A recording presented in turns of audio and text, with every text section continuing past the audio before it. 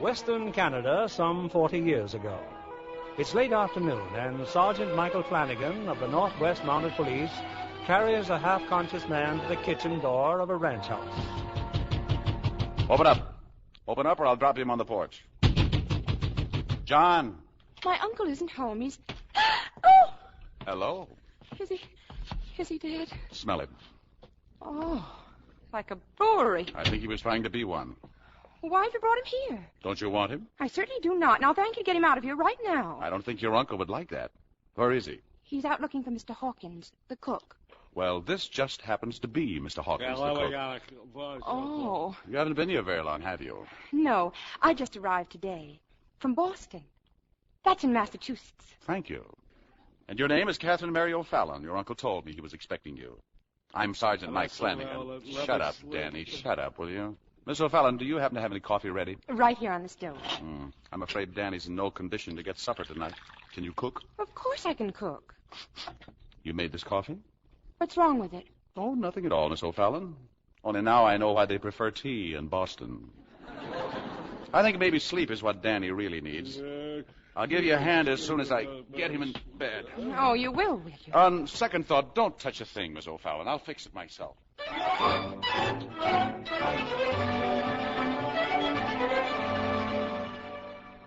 Sorry I missed you last night, Michael.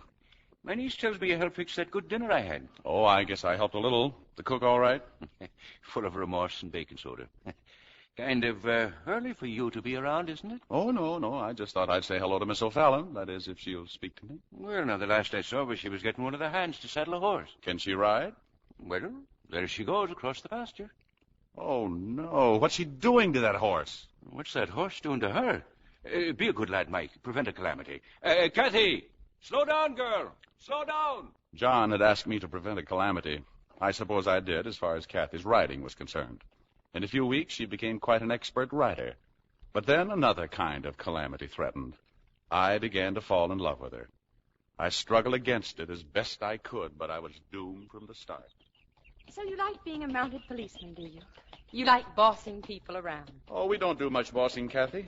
It's a good life. But all those rules and regulations. What's wrong with rules and regulations? Well, I happened to hear a certain person say the other day that a Mountie had to be a member of the force for 5 years before he could get married.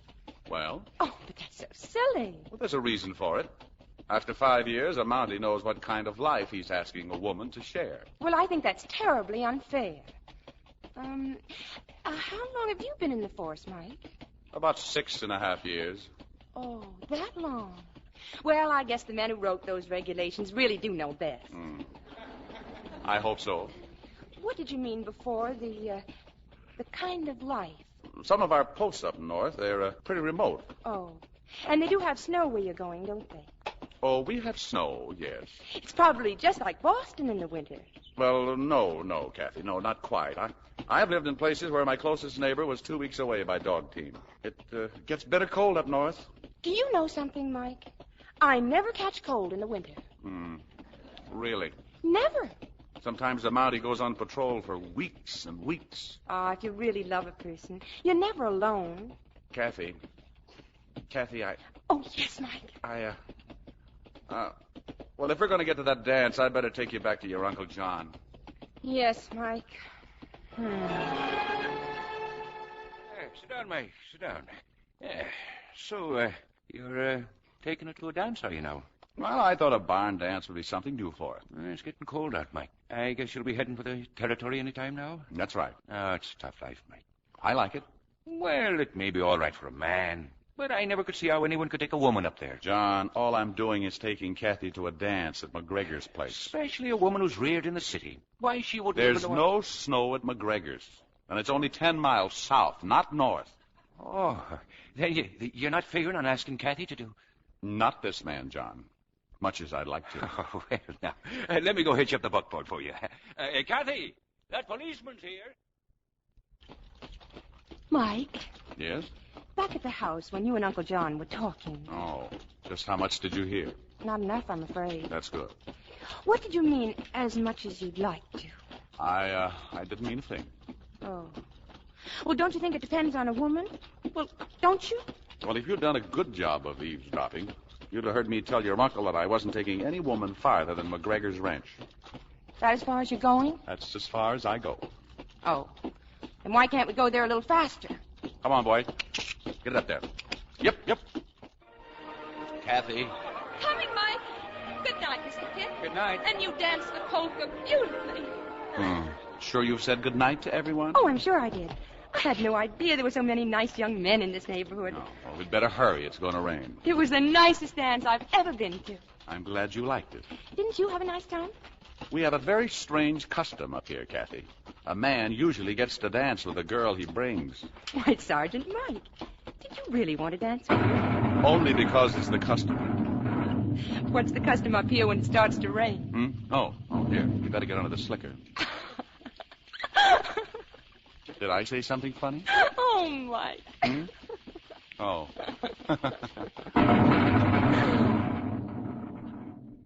Why, Uncle John. Isn't it a little late for you to be up? Late? Why, it's only about 2:30 in the morning. Where's Mike? Oh, he's seeing to the horse. Well, he'd better stay in the bunkhouse. It's a bad night. Oh, no, Uncle John. It's a beautiful night. Well, look at you. You're drenched. I am. I hadn't noticed. I'll fix a nice warm foot bath for you. You're getting feverish. Uncle John, Yes? have you ever noticed his eyes? Whose eyes? Mike's. Mike? Well, what's the matter with him? They're so blue you could almost swim in them. I thought I told you to get into some dry clothes. I was just saying goodnight to my uncle. Any objections? Yes, you can say good night in the morning. Yes, Mike. Of course. Whatever you say. Well, you have fun at the dance? No, it was all right. You better stay in the bunkhouse tonight. Thanks. Well, come in the kitchen and help me fix your foot bath. Snowed today in Edmonton. Huh? Who told you? Hanson came down to pick up his wife. He's taken her back with him. Poor girl. That's no place for a woman. That depends on the woman. John, if How's the kettle, Mike? Full? Oh, yeah. It's full and hot. And I break up the fire a bit. Oh, John, you're making it awfully hard for me to say what I want to say. Well, which is what, Michael? Which is what? That if Kathy cares enough for me, she'll want to come with me. Mike, you're putting me in a devil of a fix. You know that. Yes, I know. I also know that I love her. Oh, do you, Mike? Do you? I thought you were going to bed. Kathy, in your bed slippers. Shame on you, girl. Go to bed. I will not. Besides, I get cold up there. Well, that's easily fixed. It will save your uncle from carrying your bath up the stairs. No, Mike. Put her down. You bet I will. Ow! It's too hot. My feet. It's good for you. Uncle John, make him stop. Mike, I think this has gone too far. It has indeed, and now's the time to get it settled. If someone would kindly You let me be in, quiet. John, I'm asking your permission to speak to Kathy. Well, me boy, as I said to you before... I love her. I want her to be my wife. Do you, Mike? Do you? I'm speaking to your uncle. Well, John? Well, now, there's no man I'd rather see or have than you, Mike, but I... Well, it seems to me that someone else's permission comes first. Have I nothing to say about this? Kathy, your uncle is too good a friend of mine for... Well, what about me? I hope you think as much of me as you do of my uncle. Well, of course I do. Well, then just you... God bless you. Thank you. If you love me, you just tell me. I'm the one to say it to. Kathy, I love you. I always have, and I think you know it. Then if you want to marry me, you just ask me. All right. Will you marry me? I'll think it over. Maybe I will, and maybe I won't. What do you mean, maybe you... And now, if you'll both excuse me, I'm trying to take a foot bath. When Kathy said yes to me, she also said yes to a distant land, cold and danger, to discomfort and loneliness. The day after we were married, we took the train to Edmonton. After that, we had almost 400 miles by dog team. And Kathy found that it was not just like Boston in the winter. This was a snow country, a vast, white, frightening wilderness. I have a feeling that we're the only two people in the whole world. Oh, it's a nice feeling, isn't it, Kathy? Yes. How far did we travel today? Oh, we did very well today. At least 27 miles. Only 27 miles. If we keep that up, we'll be there in 2 weeks. 2 weeks. What's that? Well, that's only a wolf. Only a wolf? Don't be so scared. You've got the dogs, the fire, and me to protect you. Yes. What more could a girl ask? We kept going each day as long as the waning light would permit. Kathy no longer calculated days and nights. Time and space became meaningless. Each day was like the last, cold and vast. But I had a surprise for Kathy.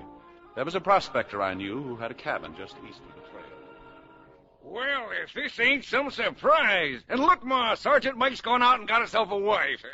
That's right, Mrs. Howard. I had her imported from Boston, USA. Boston. My, let me look at you. My, she's pretty. Well, of course, you can't tell much if they're all bundled up like that.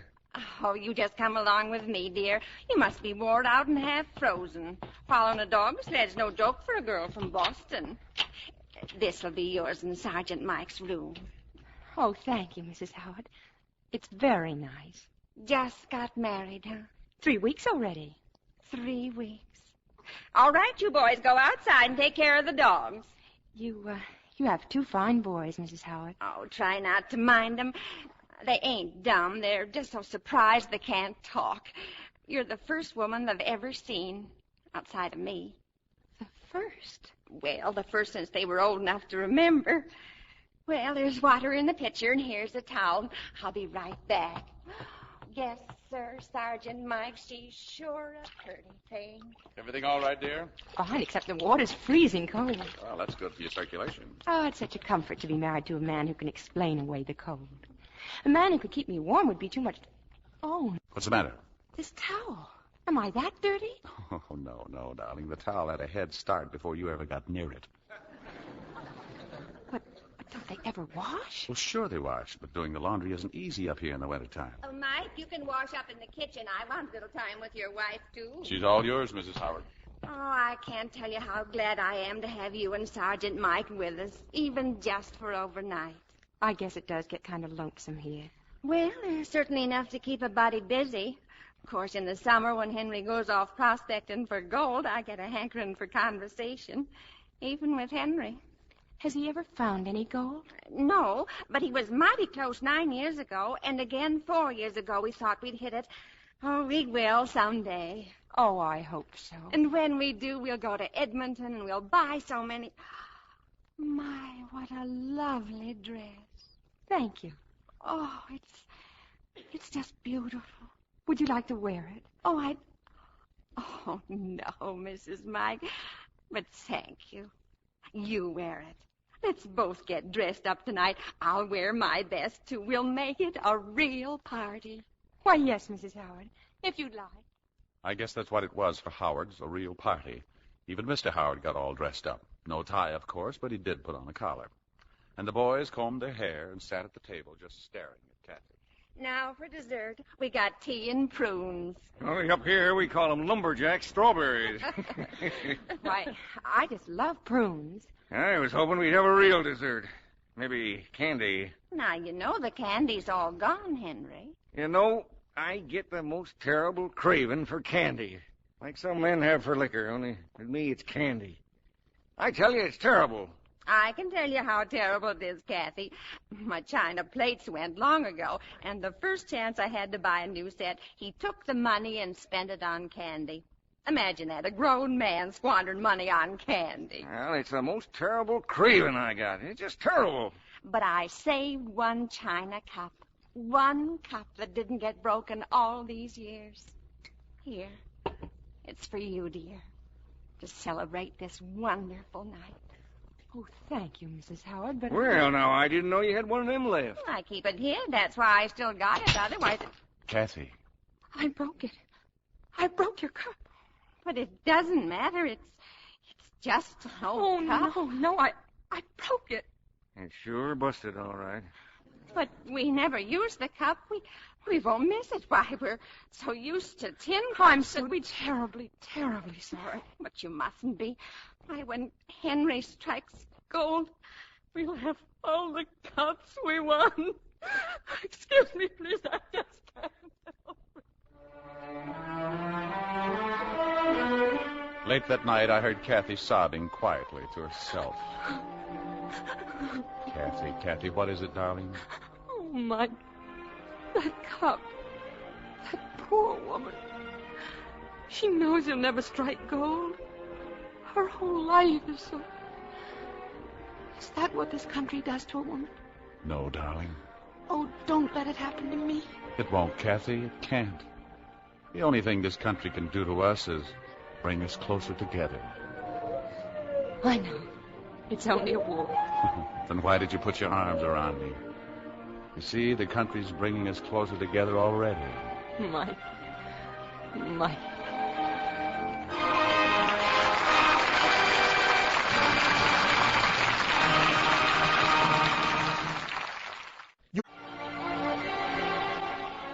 Our destination was a tiny pinpoint in the Northwest Territory called Hendrick's Hope. Just a cluster of cabins, a trading post run by Jim Henderson, and a handful of people, Indians mostly. But this was our first home, and Kathy was determined to make the best of it. It is nice, and this cabin's all ours, isn't it? Oh, it's a little bare at the moment, but with your talents for housekeeping, it'll look like a palace. Mike, this is for you. Mm. Uncle John told me to give it to you as soon as we reached our new home. Well, now, good Irish whiskey. To Mike, to fortify him for a long life with Kathy. Are you a drinking man, Mike? Well, not noticeably, but it'll come in handy for medicinal purposes. Oh, Mike, we're going to be very happy. I love you, Kathy. Try to remember that no matter Oh! Huh? It's all right. It's all right, dear. It's just an Indian. Well? Me, Atano. Tooth hurt bad. It's all right, Kathy. It's all right. Stop shaking. Sit down, Atnu, and open your mouth. No. Oh, that tooth is really bad. It'll have to come out. You mean there's a dentist here? Why, yes. He just arrived. Dr. Flanagan of the Mounted Police. You? All I have to do now is find my medical kit. Does it hurt very much, Mr. Atanu? Oh, it does, doesn't it?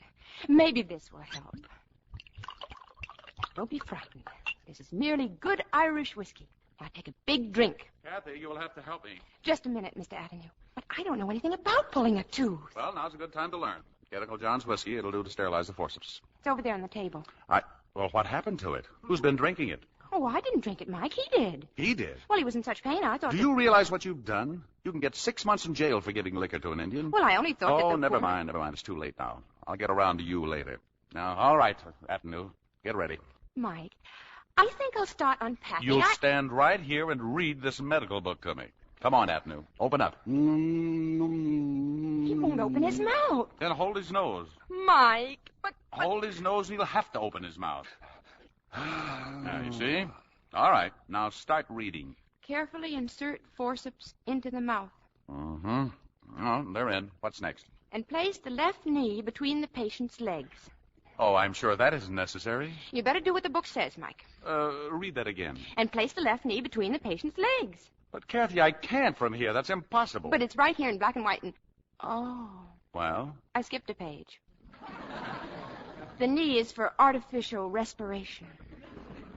Here, secure the tooth with the beak of the forceps. I had to work slowly, and every time I turned my back, Kathy poured another slug of Irish whiskey into Atanu. By the time the tooth came out, our patient was enjoying himself immensely.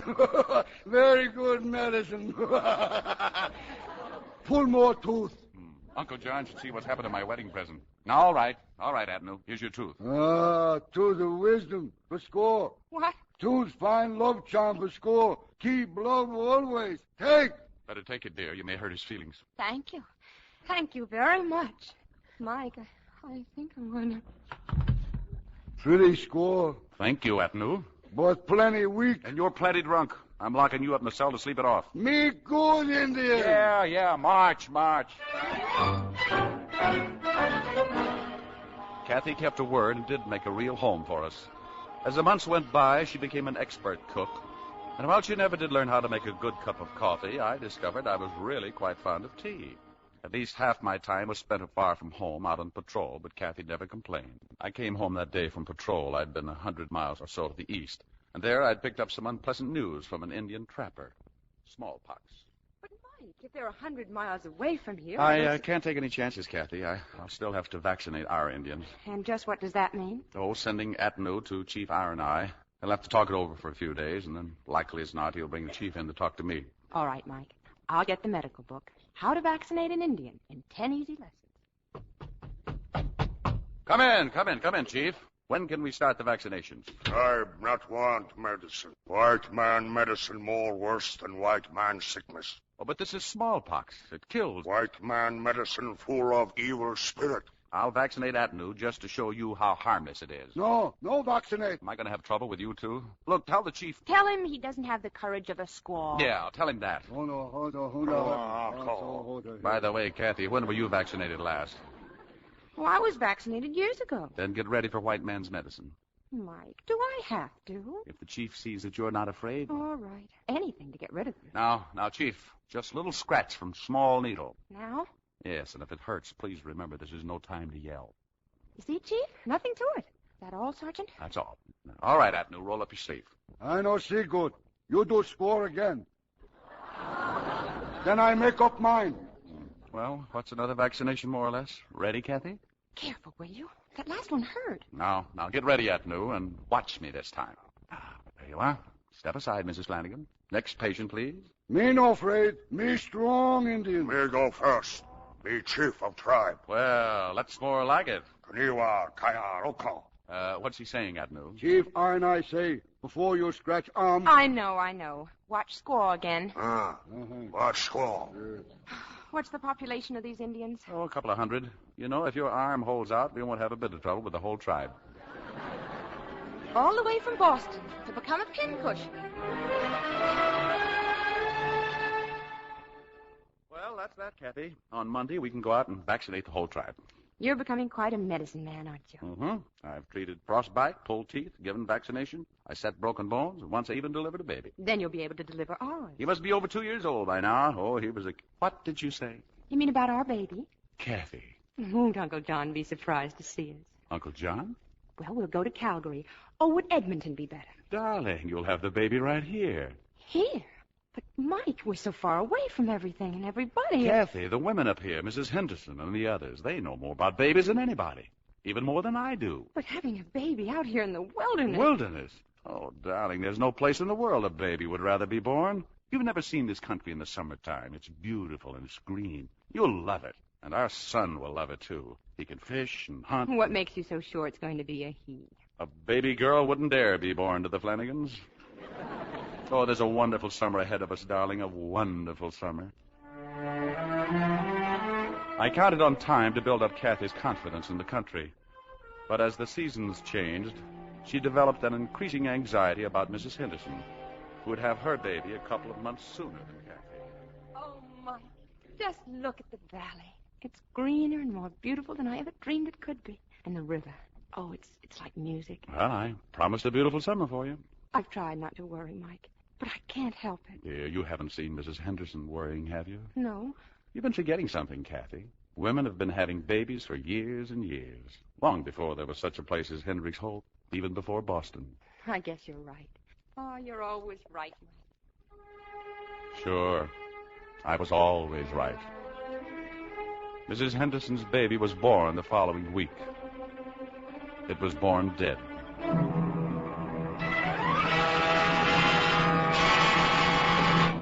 We've got to get out of here, Mike. We've got to get out.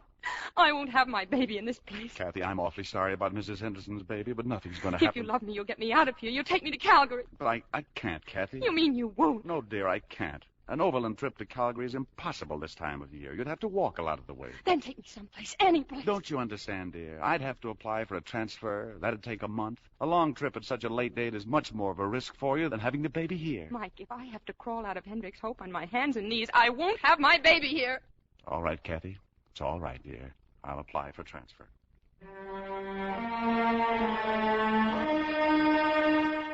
When my transfer finally came through, it was already dangerously close to Kathy's time. We were going to Fort Minette by canoe. It was a large settlement, and they had a doctor. But it was a long trip from Hendricks Hope. Mike. What is it, dear? I thought you were asleep. Oh, Mike, I'm scared. Well, darling, we're only a couple of days away now. We'll never make it. We'll make it, Kathy. I don't want to have my baby out here in the wilderness. Kathy, if you feel up to it, we can leave now, travel all night. Oh, anything, Mike, anything. Just to get out of here. By daylight, Kathy was half out of her mind. I remembered a cabin somewhere along the river. I decided to leave Kathy with whoever lived there and go on alone. I knew I could get to the doctor to her more quickly than I could get Kathy to the doctor. I found the cabin. A woman was there, alone. I'm Mrs. Mathers. What do you want? What's wrong? My wife's going to have a baby. I'd like to leave her here while I go on to Fort Minette for the doctor. Doctor? For that? She can stay. Thank you. Kathy, listen. You'll be all right, dearie. I'll reach Fort Minette tonight and be back in the morning. Oh, hurry, Mike. Please. I will, dear, as fast as I can. Thanks, Mrs. Mavis. If he don't get back in time, it won't be the first baby I've delivered. I don't mean to be any trouble to you. I'm just so frightened. Getting frightened don't help. If you're going to lose the baby, you'll lose the baby. I don't want to lose my baby. Nobody does. If it's a strong baby, it'll live. If it's weak, it'll die. They say I'm crazy, that I do strange things. But I know it's better that way. A weak baby, you cuddle it along for a while. Maybe keep it alive. First thing that comes along, it's gone. A piece of your heart's gone with it. You'd have been better off if the baby came dead. No! Oh, please leave me alone. Please! I'm only trying to help you. Please leave me alone! Leave me alone!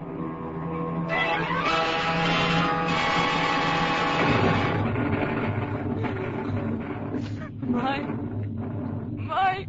Oh, Mike. Might as well stop that carrying on. You'll wear yourself out.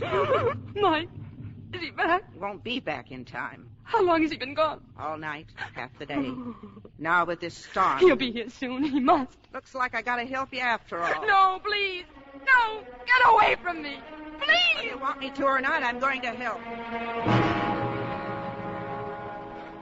Mike. You're gonna lose the baby, you'll lose the baby. Mike. If it's weak, it'll die. If it's weak, it'll die. Mike!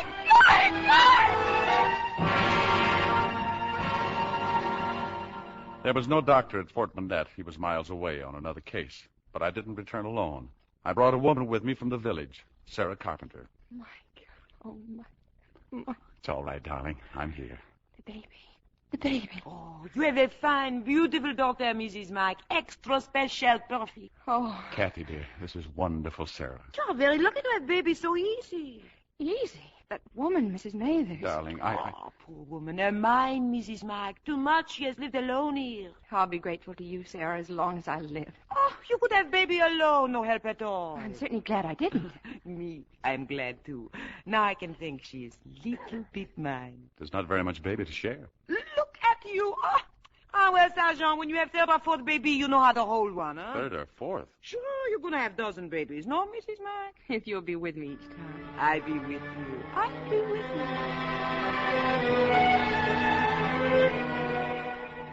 A few days later, Kathy, the baby, and I resumed the journey to Fort Manette.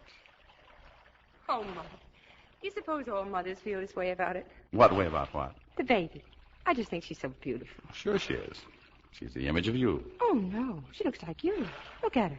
Her eyes are so blue you could swim in them. Do you think you could turn around without tipping this canoe? Oh, I'm quite comfortable. And besides, I don't mind looking at you.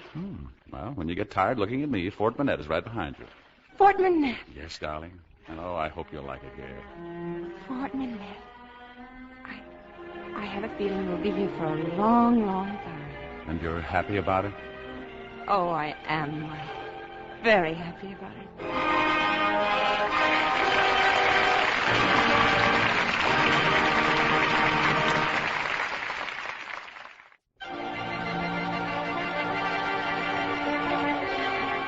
The people of Fort Manette must have spent days preparing things for us. The walls of our cabin were scrubbed, fresh curtains on the windows, everything shiny. But nothing shone quite as brightly as Kathy's eyes. Oh, Mike. You thank them. I just don't know what to say. Nobody say anything except us, your new friends. And we say to you, welcome. Oh, Sarah, it's so good to be with you again. And now, who you have not met, Dr. McIntosh? I'm here now, Mrs. Flanagan. I'm sorry I couldn't have been with you when you needed me. Didn't miss you at all, Mac. We had a better doctor. Oh, Sarah knows her job all right. Have you named this little beauty yet? Her name is Mary Aroon. Marie Aroon. And now this is Georgette Beauclair and Louis, who is her husband. Hello. And those two beautiful twins you saw out there at the landing. Yes, Mrs. Mike, my daughters, Madeleine and Babette. Oh, now may I please see your baby? Ah, la petite. Oh, so pretty. You get cold, Mrs. Mike. You look out back. I show plenty of wood back there. You see, we want you to be happy here. Kathy, look. Hello, Mrs. Mike. This is for the baby. Mike, a cradle. This is Pierre. My son, he make that. But who painted the pictures? The little animals and the flowers. Pierre, my son, he do many things. You will see. Pierre, thank you for the cradle. It's very beautiful. I'm glad you like it, Mrs. Mike. I'm glad you've come to live with us.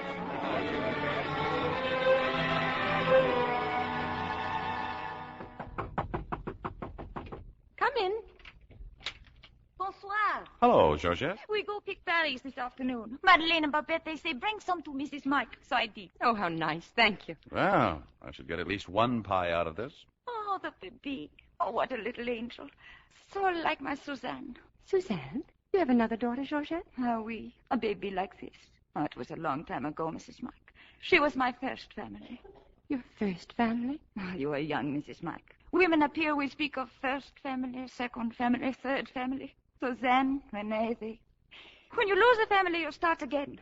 Like Pierre. He is Sarah's second family. Georgette, how's Louis? Busy as ever? Oh, Louis? I say don't work so hard. It's like telling River to stop running. Saint-Jean-Marc! Sarah, come in. Pierre, has anyone seen him? Pierre? I saw him this morning, Sarah. Why? He not come home all afternoon. He never forget to come home for supper. Did he say he was going anyplace? He said maybe he go fishing today at Crowder's Point. So far away. Saint-Jean-Marc, it's getting dark. I'm afraid. Just a little while ago, a month maybe, an Indian boy was torn to pieces by a bear not 1 mile from here. Georgette, get Louis and a couple of other men. Tell them to meet me at the post right away. Louis, right away. I'll be back as soon as I can, Kathy. They'll find him, Sarah. Mike will find him. Yes, they find him, I think. I'm sure you have no reason to worry. Never is reason to worry. But sometimes it's reason to wonder. To wonder? I think they find Pierre. But I wonder, do they find him in time? Hours later, I brought her son back to Sarah. Pierre was alive, but that's about all. Somehow a rock had slipped, a boulder. He'd been pinned under it, and his arm, his right arm.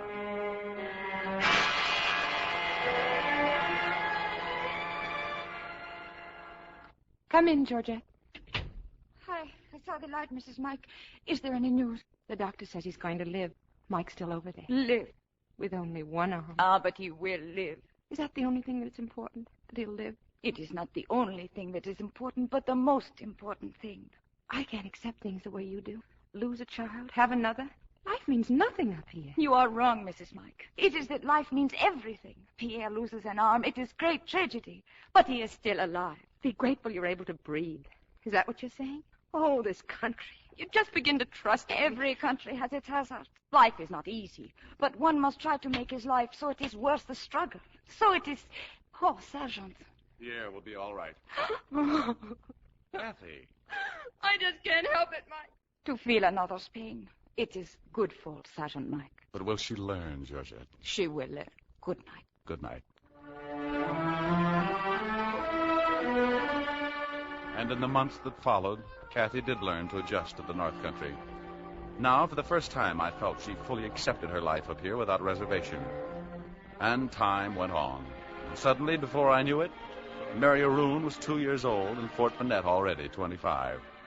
To celebrate the anniversary, I was going to make a speech. I'm sorry, darling. What were you saying? Well, can't you stop fixing supper long enough for me to rehearse my speech? Only if you want to make it on an empty stomach. Go on, dear. I'm listening. Oh, thank you. Ladies and gentlemen, here at Fort Manette, we are struggling not against other men, but with other men. Not to control men, but to help control nature. We are struggling... Oh, well, I know someone who will stay in one place and listen to every word. You said it, honey. She should be ashamed of herself. Now, where was I? Oh, yes, thanks. This spirit enables us to endure the many hardships that so often come our way. And as I stand before this audience and look out among your wonderful faces... And now, ladies and gentlemen, representing our government and Royal Canadian Northwest Mounted Police, Sergeant Michael Flanagan. This is not the speech I'd planned to make. I wish I didn't have to make this one. I arrived here late because Dr. McIntosh sent for me. We have just discovered a case of diphtheria here in Fort Manette. We've all been in close contact, and the danger of the disease spreading is great. You will return to your homes immediately and have as little contact with your neighbor as possible. Now let's file out of here quickly and in an orderly manner.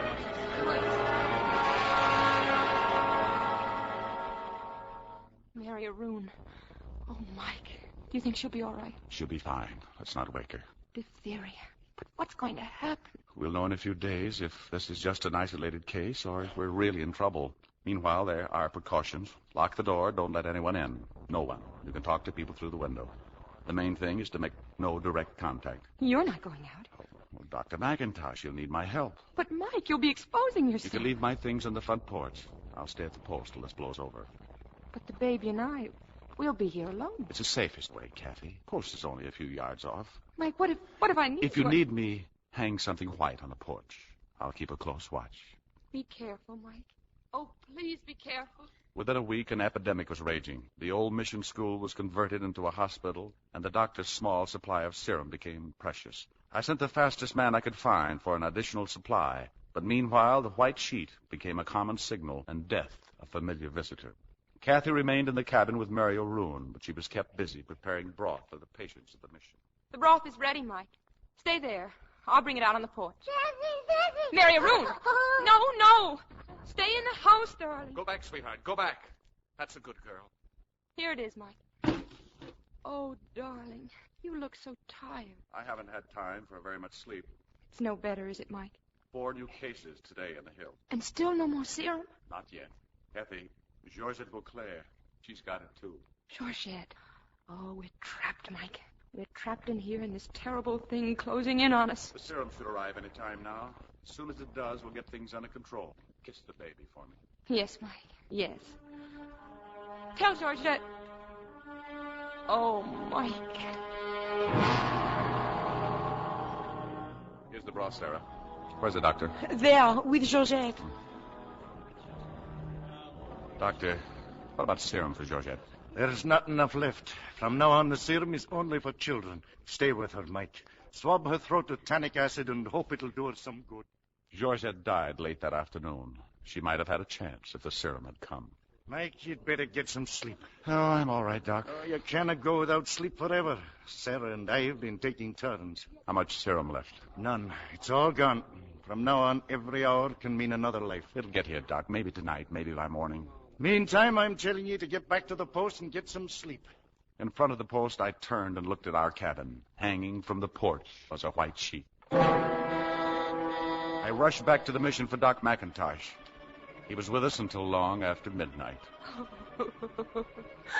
Mary O'Roon, my baby, my baby. We did what we could, Kathy. We did what we could. Oh, Mike, I'm so sorry. I know, Doc. Go back to the hospital. Sergeant Mike. Don't come in here. It's me, Papi. I got the serum, Mike. It's here. The serum? You better come to the mission right away. It's all right, Mike. I'll have help. Sarah and the others. No, let him go. Go on to the mission, Mike. There's nothing you can do here anymore. My baby's dead.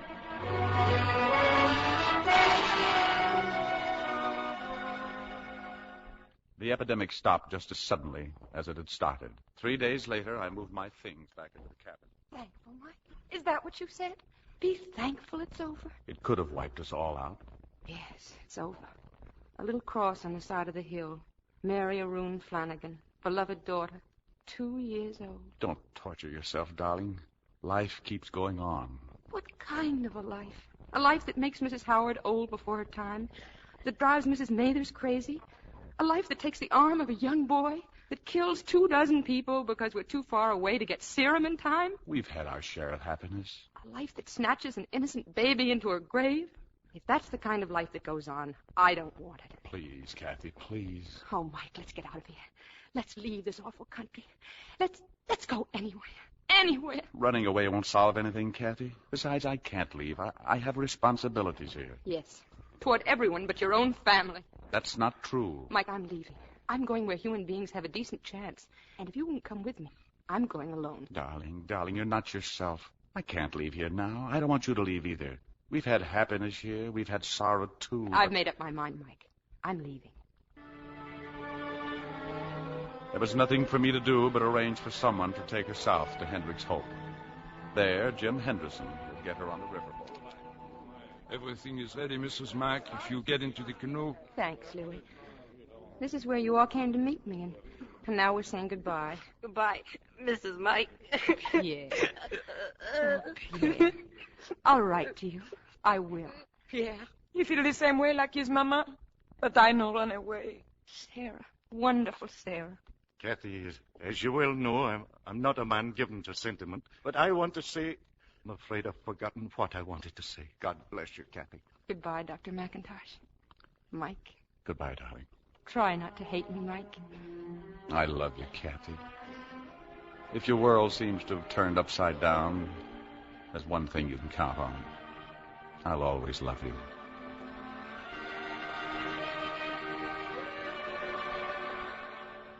I couldn't stay in the cabin. It was too large, or perhaps it was too small, too crowded with memories.